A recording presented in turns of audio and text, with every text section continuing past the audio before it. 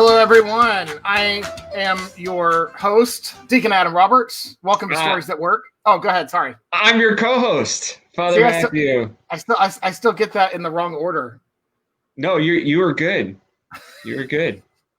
So before I mess up further, we should try to keep count of all the mistakes I make per episode. I think we could do something with it. No, I don't think so, because there's no such thing as a perfect show. Okay. And I don't think we should hold ourselves to that standard. I don't think our fan would mind. I don't think our fan would mind either. And that's why I told you this, and I've said this over and over. I love live shows because people, I think, are a bit more forgiving. I hope so. So why don't you start us off with a prayer? Okay. In the name of the Father, and of the Son, and of the Holy Spirit. Amen. O heavenly King, O Comforter, the Spirit of truth, who art in all places and fillest all things, treasure of good things and giver of life, come and abide in us, cleanse us from every stain, and save our souls, O good one. Amen. Amen. Do you have any updates? No, my life is boring right now. You are? Well, I think it would be interesting to share the curriculum you're working on right now. Oh, okay. All right. Well, I am working on a curriculum for a Church History 2 class for St. Athanasius College. And it's on the 7 ecumenical councils. So that's been enlightening for me. Of course, I studied it in seminary, but it's different to go back and try to put together a bachelor's level course for lay people. So it's interesting finding out, like going deeper into what is a council and what isn't a council. And the fact of the matter is, just because a council calls itself one thing doesn't give it validity and legitimacy. Are there any similarities to a Jedi council? Yes, there are. There are. It has to, everything, the decision has to be made within the context of the tradition of the church. Yeah. And the tradition of the Jedi, of course, you can't go against that. You might need to put some of that in there, like a compare contrast with Jedi councils. Well, our last 2 lessons in the course are on other councils. Oh, yeah. Including 1 or 2 that are robber councils or maybe not legitimate councils, even though they call themselves ecumenical. So I could probably work it in there. You just might be a nice little Easter egg, right? Yeah. Did St. Nicholas ask Arius for a midi-chlorian count? Yeah. I mean, that would be a similarity. I think what's good for the reason I asked you about the class is because it's not a seminary class. It's a church history class in the 7 ecumenical councils for the average Orthodox Christian. It's accessible, understandable. The idea is that the average Joe can take this course, go through it, and not spend the whole time confused and have headaches. Like, it's not over your head. That's the goal. Right. That's the goal. So we say undergraduate, but with the idea is with your average adult learner. Exactly. Appreciating it. So that's exciting. My updates related to St. Athanasius College too, because we're in heavy planning mode. And so I want to know that we haven't finalized details, but things are going so well. I do want to talk about our summer internships, because we did a summer internship at the Neighborhood Resilience Project with Father Paul Abernathy in Pittsburgh. So we're looking at 3 locations for next summer and 3 very different internships. It looks like we'll be repeating with Father Paul. We haven't finalized the details, but I said, "Are you interested?" And he said, "Yes." And then that's as far as we've gotten, but that's a good sign. So, I'm asking everybody to pray that, God's hand is in this and that it works out. And so I'm excited to work with him. He's excited to work with us again and do something similar to what we did. And that will probably be a co-ed location again, and probably have a seminarian come in. And we had Alexandros on the show to talk about, the debriefing of the summer internship. We're looking at 2 new locations that are not co-ed on purpose. One of them is in Wichita, working with the Treehouse, which is featured in my documentary, In the Name of Choice, and working with Father Kalanik Berger, who is now at St. George Cathedral. And there will be a feminine quality to this internship. They're going to be plugging into the Treehouse. They're going to be plugging into another medical clinic that the Treehouse works with. And I've talked with Father Kalanick about, I think it would be good to help these women that show up, ages 18 to 28, explore in various Orthodox ways. What does it mean to be an Orthodox woman? What does it mean to be a woman? Let's take advantage of that moment and help them see that, where the society is sending mixed signals on what it means to be a woman. There's a lot of confusion around that in today's society around the world. Yeah. So then we move to our next, and I'll hurry because I want to get to our guest. Our third and final location is actually going to be at the Monastery of Our Lady in St. Lawrence in Canyon City, Colorado, in the Colorado Rockies. If you've seen my documentary, Ladyminster, which is available at ladyminster.com, that will be an all-male internship for the summer, rugged, like hiking, manly, and they're going to explore with Abbot Theodore what it means to be a man. And that will, I'm not saying that's going to be the bulk of it, but it's like, if we're going to have all these men together and they're going to be at a men's monastery, why not explore what it means to be a man?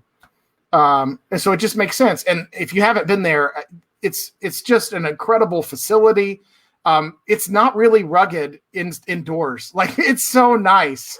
The monastic building is so nice, and they have a retreat lodge, and their main ministry is hospitality. They have a lot of groups that come through. And so the guys that go there, they'll get a chance to hike and chop wood and be men, but they're also going to learn some servant leadership. They're going to learn some nonprofit management. Those are some core values that we implement at all three locations. So that's what we're looking at doing. We're finalizing details with all three locations so that we can open that up to our interns 18 to 28 years old. That's awesome. I'm excited about that. And I think all the internships are going to be good experiences for those who take part in them. So my question is, when are you making a movie about the Neighborhood Resilience Project in Pittsburgh? Because you made a movie about the monastery. You included the treehouse in your documentary. All right. And you have to give one last update on your documentary, In the Name of Choice. Oh my gosh. Do you want me to do it for you? Yes. Okay. So you aren't tooting your own horn. Okay. Deacon Adam entered his documentary, In the Name of Choice, his docu-series, a 9-episode series, at the Bizenfest Film Festival. I don't know anything about Bizenfest, so you might have to fill in the details, but Deacon Adam's film won Best Documentary. And I think he won like $150 gift card to Waffle House or something. Yeah. I don't remember what the prize was. You don't get a golden statue trophy on your mantle, but you won the best documentary at the film festival. So congratulations. You get a round of applause. I was shocked. I really was. I did it to support Chris, who has put this together. I think what he's doing with this film festival is wonderful online, bringing it's a great place to find out about all the Orthodox media that's taking place, all the Orthodox films. And so I just wanted to support him in what he was doing. And I was absolutely shocked when I found out. Well, your film, In the Name of Choice, it's about abortion, but it's not the simplistic abortion is bad, having children is good sort of look at it. It really goes deep into the complexities of the issues surrounding women when they have to make a choice about having an abortion, having a baby, giving it up for adoption, keeping it, whatever. That film was so eye-opening for me, and it was very well done. So I think your award was well deserved. I appreciate it. For those who have not picked up on it, it's not blatantly Orthodox. And the word choice has kind of been taken away from us because we believe in free will, that God has given us free will. And for some people, a dirty word version of that is choice. And so what we try to do is take the theological look at how difficult it is for some of these women to exercise their free will. They feel pressured, like they don't have free will. And that's really what the documentary is about. And if you watch the documentary, you'll be surprised at where the pressure comes from and what it's for. Mm-hmm. Yeah. Well, I think it's time to bring our guest on. Okay. I'm sure she's enjoyed hearing us talk. I hope she's not falling asleep listening to us. Just yap. Sheila, Hello. We fixed this. Oh, there we go. Hi. Welcome to the show. Thank you very much. Thanks for having me. I'm excited. So I did announce, for those who didn't see, though, we did announce you are an illustrator. Yes. And so I think you should give a short introduction before we get into our topic. Okay, short introduction. I'm Sheila Aldridge. I'm a freelance illustrator and artist. I have a 13-year-old son named Atticus. My husband is Father Deacon Gabriel Aldridge. We are from St. John Maximovich Parish in Atlanta, Georgia, but currently we have moved to Pennsylvania so my husband can go to seminary at St. Tikhon's. And I usually am drawing. That's what I normally do, and I draw on this iPad here with this pencil, and I make things that they look like paintings. But anyway, I'm here just to share some of I've illustrated children's books too, and I'm here to share some of that. And I think we have some other things to see online as well. I do. I'm saving those. They're so cool looking. Like they're so different. I'm excited to show them. I love all the updates that you share. Oh, thanks so much. Yeah, it's fun. It keeps my creativity flowing. So I've enjoyed it. Okay, so that we're not keeping this a secret, and we let everybody know you are my cousin. Yep. And I think, will you tell the story? Go with start with where you joined the Orthodox Church. Okay, well, we found Orthodoxy in 95, or actually 94, and my husband and I were dating. We were 19 at the time.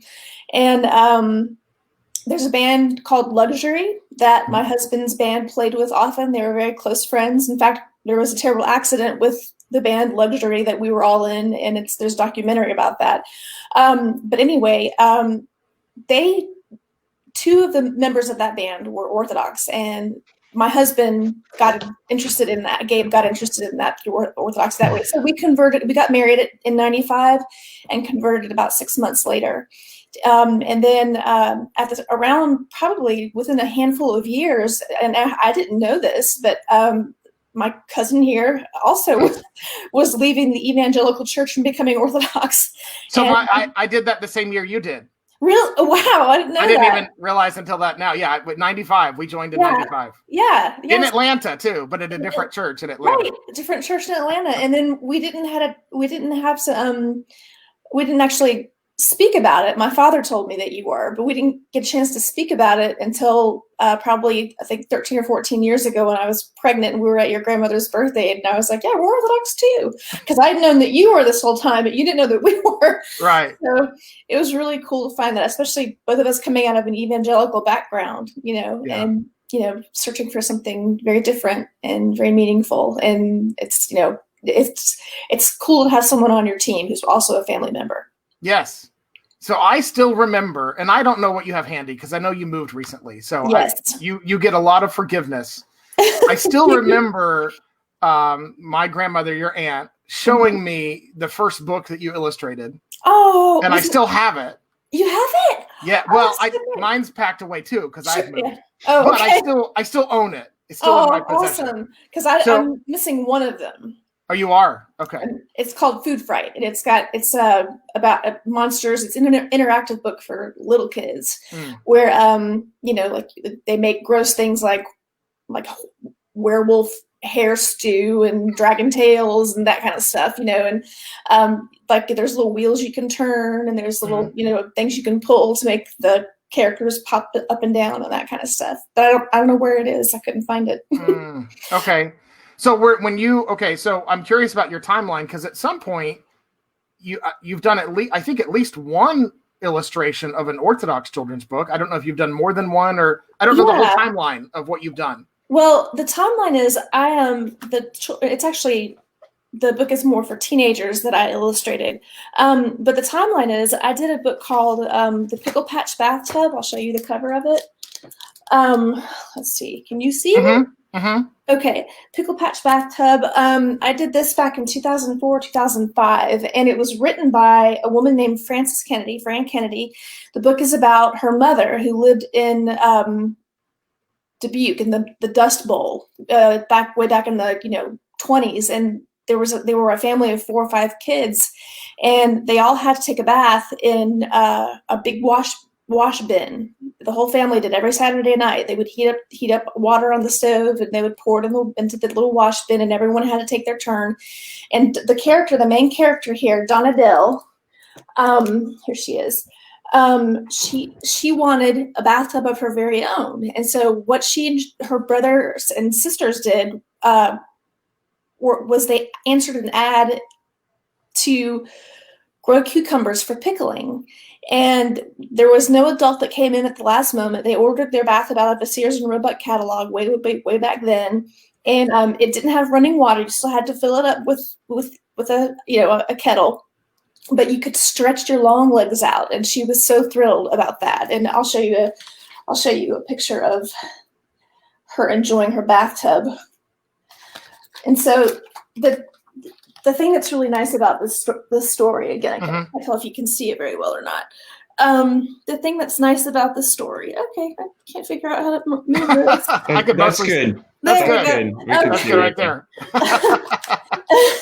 The thing that's so cool about this story is that she there was no adult that came in. It was the bathtub cost $9 and some odd cents. It wasn't expensive at all, but no adult came in and rescued them at the last minute with a dime. In fact, the story talks about how her brother, they worked for months to buy this bathtub. And so it's really a great book on delayed gratification, teaching kids about delayed gratification, doing things for, earning your own money for what it is that you want instead of always going to mom and dad. I was flown out there. The book was chosen because of the author, not because of my illustrations, but it was chosen for the Iowa Books 2000 Awards, which means that they made a paper copy of it, and it was given to 45,000 kindergartners free. So each child had a book they could call their own. So I got to fly up and meet the governor's wife, and it was, and I got to go do some drawings with some kids at one of the elementary schools that Frank Kennedy the author taught at. And that was really special, and that was fun. So, and then the next one is it's not so much a sequel, and this is called The Just Right Perfect Present. And it's about Donna Dill, again, who is Frank Kennedy's mother.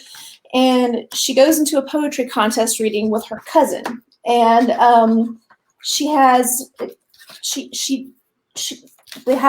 it centers around apple pie, like a lot of apple pie.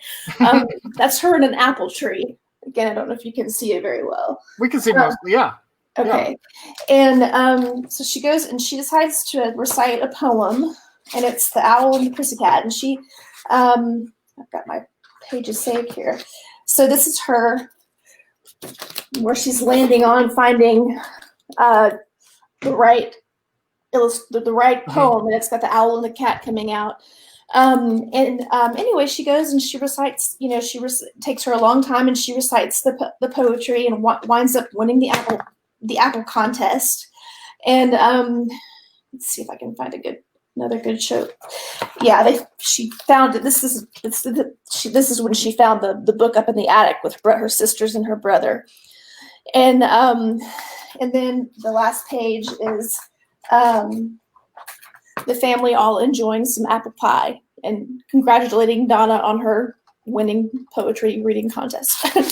And that one probably is it was another one that it did really well because of the author.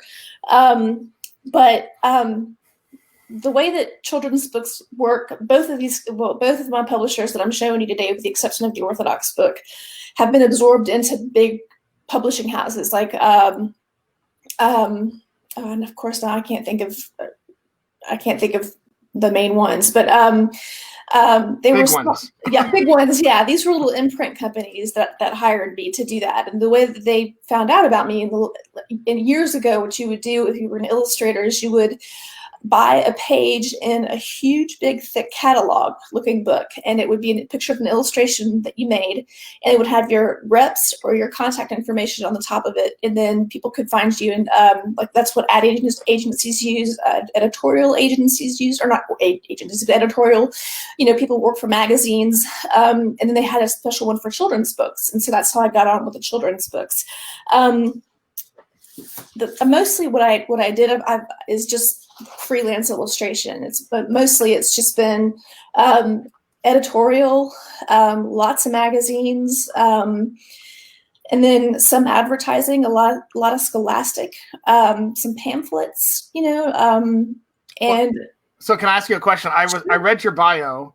yeah. And I'm assuming you did not do a children's illustration for UPS, did you? I did. It was did?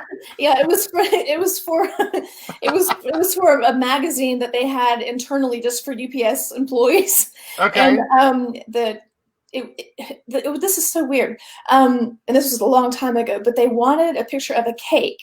And with, I guess, because UPS, it was celebrating the years that UPS has been around, I guess, and they wanted the number written, like as that being the candle. I think if I'm remembering correctly, but they didn't want the candle to look lit, because they didn't want to encourage children to start playing with fire, even though this is for like the employees. It's not for their kids. So I had to draw a little glowing ember, like the candle's just, and then smoke coming out of it, like someone had just blown out the candle. So that was my UPS job. And you've got a long list of people that you've worked here for. Yes. It's quite interesting. Yeah. It was a lot of fun. I mean, and most of those were before I had my son. I pretty much went into full mama mode after I had him 13 years ago, and would do work for my husband's job. He owned his own company. I did some for what are they called? What are they called? They're the slot machine thing. I guess slot machines. Slot machines, like at a casino. At a casino, yeah. I did that, and that was really hard. And I don't have anything to show for that one. But they had me do. I had to do like illustrations for like when it rolls, and and I had to do things that they could animate, and I had to create artwork for the actual glass machine itself, and it was just very, very, very, very, very hard. but some of my most favorite work that I've done. And again, I wish I had I wish I have it on a CD saved somewhere, but I don't have it on my website or in anywhere where I could show y'all right now. Go ahead. No, that's okay. Well, I was curious if you don't mind talking about. I think what I'd like to hear about is some could say that life threw you a little bit of a curveball with your hands. Yes. And then now you're doing some really incredible things digitally. Yes. And so I don't know if you want to kind of tell that story. I don't know how scary that is. No, I'll be happy to share. I have tremors in my hands.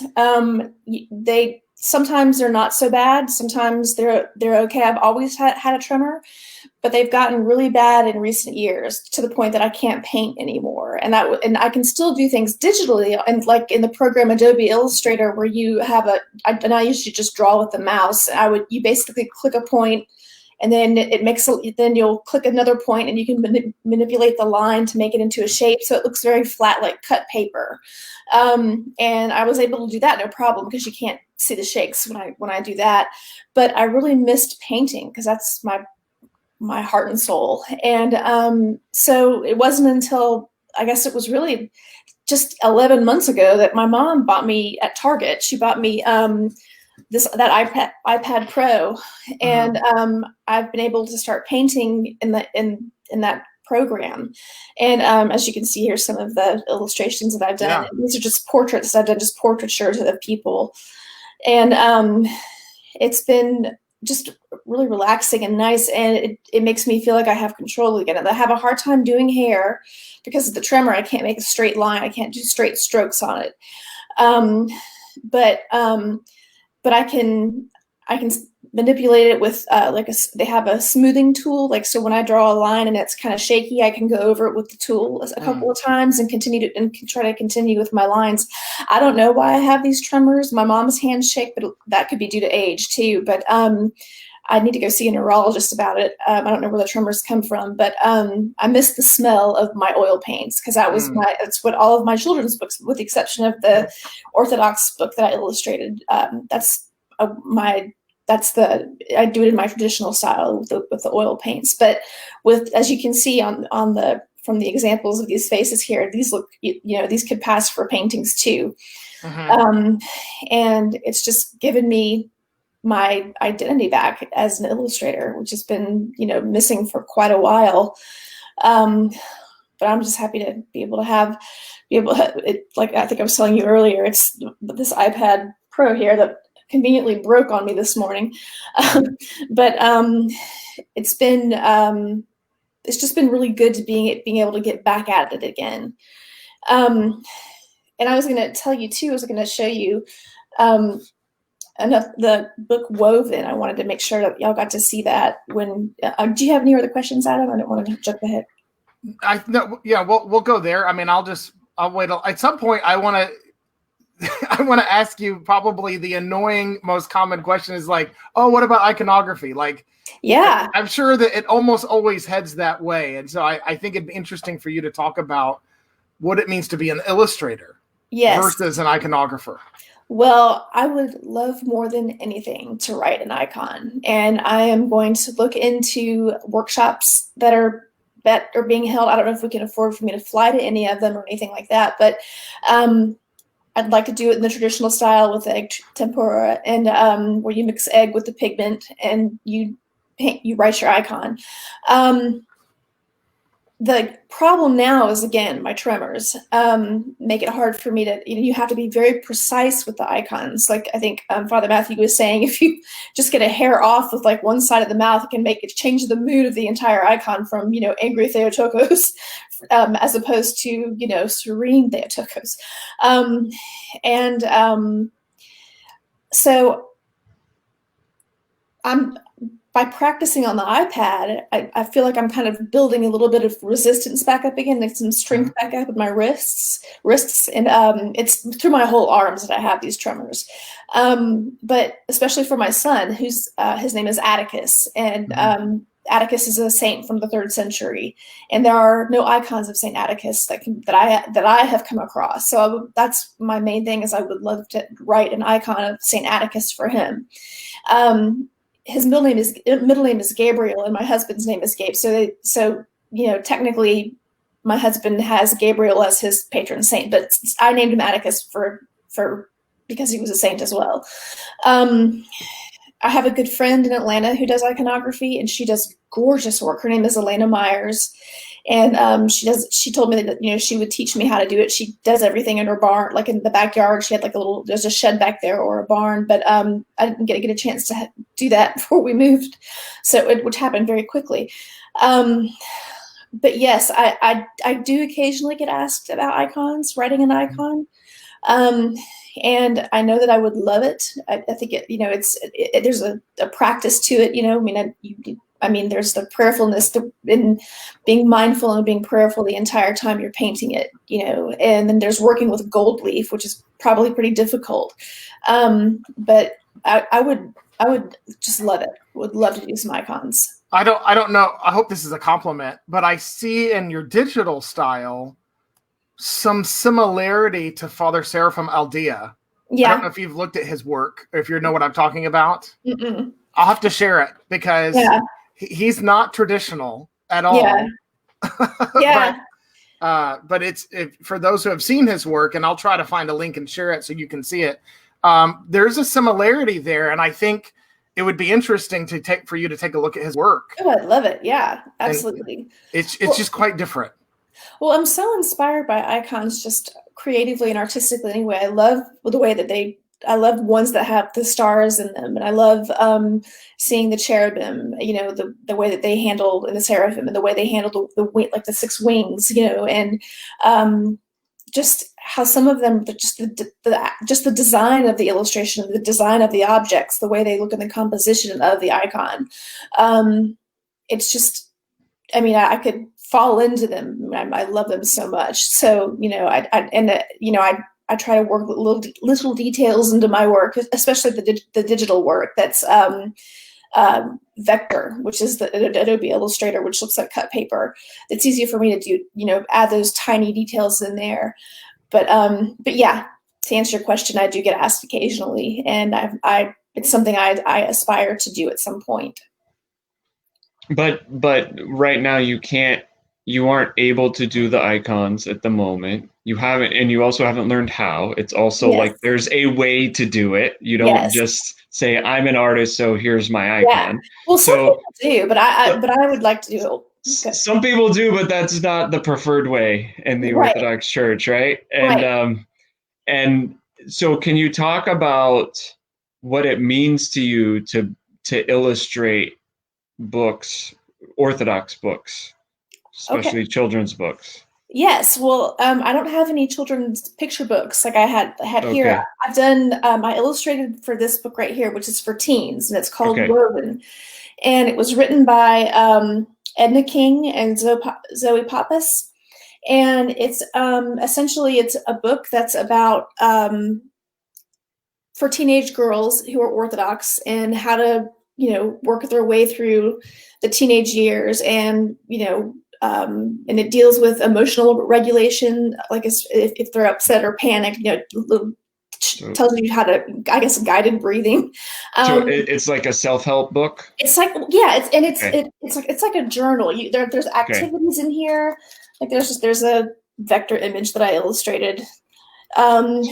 It's just, and I'll find something better. Hang on a second. I didn't mark it. But it talks about how, your classical mean girls and how to deal with that kind of situation, and stuff that comes up about all the changes that come along with being a teenager, and saying, like this one is listening to talking about how to listen to each other, and this is like saying no to gossip and that kind of stuff. And what I loved about this book is that, first of all, Edna King wrote it, and she's one of my she's a good friend of mine. And the book is dedicated to her daughter, Mary Evelyn, who passed away in 2010 at 8 years old from neuroblastoma. And it was very difficult for her to write this book because she would have been that age when Edna was writing it. And I remember Mary Evelyn from when she was just 2 years old and got diagnosed with it. So we walked with them through that whole process. But I love that this has answers to like just navigating those waters in an Orthodox way, and just like I stated before, using emotional regulation and using DBT skills, which is dialectical behavior skills, opposite action. As for instance, if someone's feeling really down, you do something that's literally just opposite action. You find something really fun to do, or watch a really funny movie.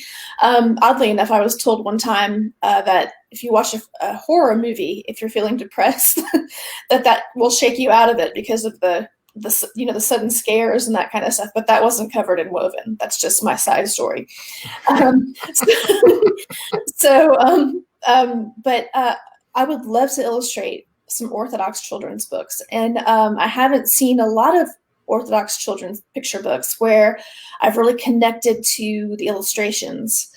And I would just honestly love to illustrate for ancient faith, for anybody who would want the publisher who would want to take that on. My heart is very much invested in it. For me, especially doing the Woven thing, even though they weren't icons, but there were times I found myself reciting the Jesus prayer. Because I always get stressed out when I illustrate, even though it always works out fine. There's always the stress of, oh gosh, is this going to be good enough? Are they going to like it? Am I going to get it done in time? And just being able to kind of flow with it, and be prayerful as I was doing that is something I could get used to. Well, I think I know a lot of us are still fans of, especially for children's book, holding the book, right, and showing them the book. But we're in a whole new digital age where digital illustration is needed more than it's ever been needed before. Oh yeah, yeah. And you've got a head start. Yeah. I haven't, like I was saying, I haven't been back in touch with a lot of old clients, or I don't have a rep currently, and I haven't been scouting out any publishers, which is something I need to go ahead and do since I've got the time to do it now in my life. I forgot where I was going with that. I don't know, maybe, well, I was just recommending that, there might be more need or desire for your digital work than you realize. No, I would be totally down for that. Yeah. Yeah. I would. Okay. So I'm going to show, this is not about you, but I'm going to show you a quick thing. And I just want to show you this icon from Father Seraphim. If you don't know who Father Seraphim is, he is restoring or building a monastery on the Isle of Mull. Oh, wow. And that's yes. Yeah. I do know who that is, and I love those icons. Yeah. Oh my gosh. He has a very encouraging YouTube channel where he posts inspirational messages. And he's been a source of comfort for a lot of people this past year with COVID.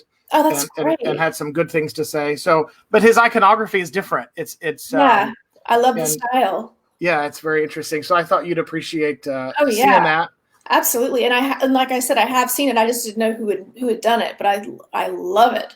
I love there's another, and I think it's the same person. The color palettes are like all in red or all in blue, and and they're stylized like that one where the head was kind of twisted, and they're but it still has that Byzantine feel to it, but it's just more stylist. There's more style to it. They've kind of bent outside of the tradition a little bit, but it's still Byzantine.